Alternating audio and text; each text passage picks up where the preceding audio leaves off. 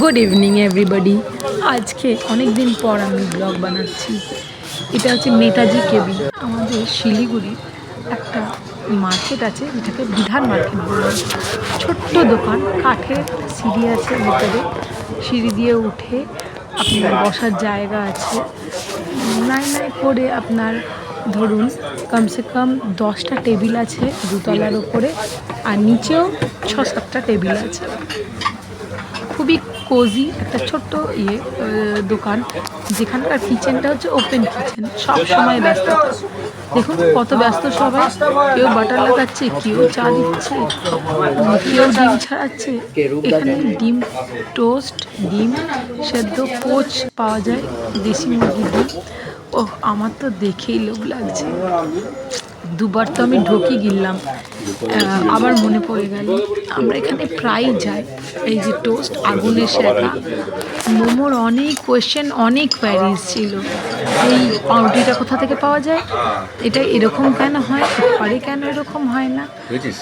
আর এই শীতের দিনে এই একটা করে সন্ধেবেলা দেশি মুরগির ডিম আর তার সাথে এরকম চা, দার্জিলিং টি, কার না ভালো লাগে বলুন। তো এত ভালো লেগেছিল, সবাই নিজে নিজের ফিল্ডের থেকে এসে বসে কথা। সব থেকে ভালো লাগে এখানের এই জানলাটা, একটা জানলা আছে মাঝখানে সিটে, যেটা ওপেন, যেখানে আমরা বসি মাঝে মধ্যেই। এখানে বেটু আর আমি একটু, আমাদের সেলফি জোন চলছিল, যেখান থেকে রাস্তাটা দেখা যায়। আর আমরা মাঝে মধ্যেই যাই এই নেতাজি কেবিনে এখানকার টোস্ট, চা আর ডিম সেদ্ধ খাওয়ার জন্য। দামটা রিজনেবলই, খুব বেশি নয়, কিন্তু ফ্রেশ, সঙ্গে সঙ্গে গরম আপনাকে দেওয়া হয় আর কি। তো কখনও আপনারা যদি এখানে যান, অতি অবশ্যই যাবেন। এখানে বাপি আর আমি, বাপির এটা ফেভারিট জায়গা। যদি শিলিগুড়ি এলো তো একবার তো বিধান মার্কেট যেতেই হবে বাপিকে।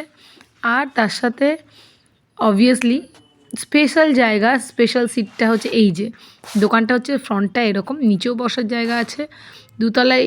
এই সিটটা খুব স্পেশাল সিট। এখানটা ওপেন জানলা, কাঠের, নিচেটার থেকে দেখতে খুব ভাল লাগে। আর বাপি বসে বসে চা খাচ্ছে।